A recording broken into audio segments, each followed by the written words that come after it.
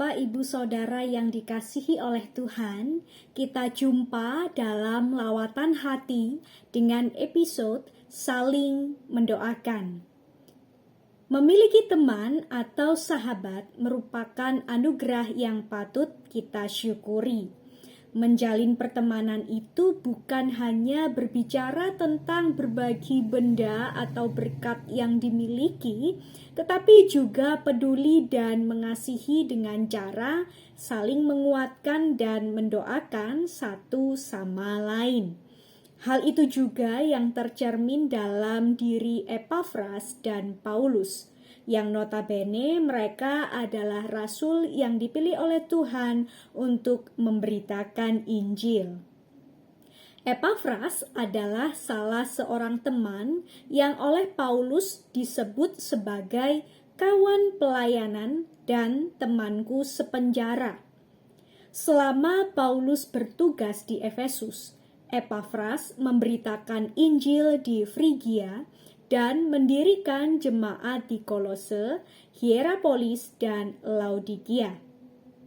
Ketika ia mengunjungi Paulus yang sedang dipenjara di Roma, ia menyampaikan keadaan jemaat yang dilayani.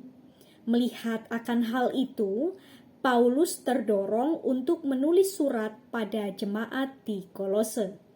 Pada saat itu, jemaat Kolose sedang menghadapi ajaran palsu yang berbahaya yang dapat menggantikan kehadiran Kristus dalam hidup orang percaya, serta Paulus hendak menegaskan kembali bagaimana perilaku orang Kristen yang seharusnya. Di bagian akhir suratnya pada jemaat Kolose, yakni pasal 4 ayat 12, Paulus berkata, "Salam dari Epafras kepada kamu, ia seorang dari antaramu hamba Kristus Yesus yang selalu bergumul dalam doanya untuk kamu, supaya kamu berdiri teguh sebagai orang-orang yang dewasa dan yang berkeyakinan penuh dalam segala hal yang dikehendaki oleh Allah." Paulus mengenal Epafras sebagai pejuang doa yang sangat mengasihi dan peduli akan hidup umat Kristen sekelilingnya. Epafras bukan hanya peduli dengan teman-teman seperjuangannya, tetapi juga peduli dengan jemaat yang dilayani. Ia tahu bahwa perjuangan jemaat Kolose untuk mempertahankan identitas sebagai orang Kristen tidak mudah. Oleh karena itu, Epafras bukan hanya giat mengajar dan memberitakan Injil, tetapi juga giat dan bergumul keras dalam mendoakan dan memperhatikan mereka. Bapak, Ibu, Saudara yang dikasihi oleh Tuhan, apa yang dilakukan oleh Epafras mengingatkan kepada kita betapa pentingnya persekutuan umat Kristen yang dapat saling menguatkan dan mendoakan agar dapat bertumbuh dalam segala keadaan. Meskipun Paulus dan Epafras adalah orang-orang hebat yang dipilih oleh Tuhan, mereka tidak memegahkan diri. Sebaliknya, mereka mengharapkan dukungan doa dalam seluruh hidup dan pelayanannya.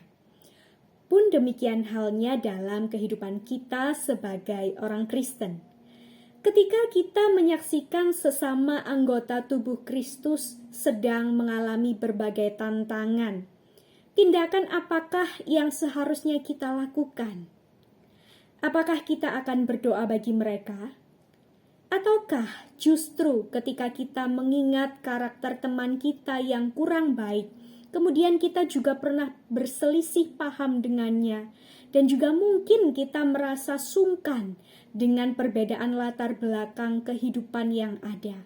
Apakah hal itu akan membuat kita enggan untuk berdoa bagi mereka?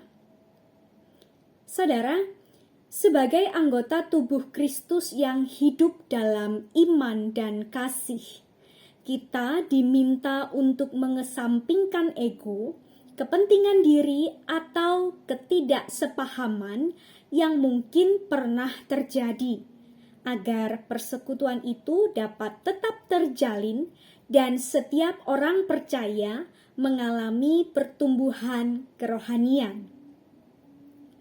Saling mendoakan sebagai sesama saudara seiman tidak akan pernah sia-sia. John Calvin juga pernah berkata bahwa doa merupakan suatu latihan dari iman. Karena sejatinya doa adalah bagian penting yang dikehendaki Allah dari orang percaya.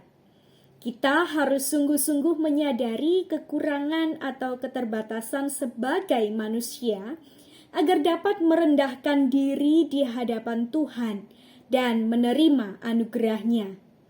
Dengan demikian, tidak ada lagi alasan bagi kita untuk tidak dapat berdoa bagi orang lain, karena setiap umat percaya perlu mengakui dengan hati yang jujur akan pergumulan hidupnya di hadapan Tuhan.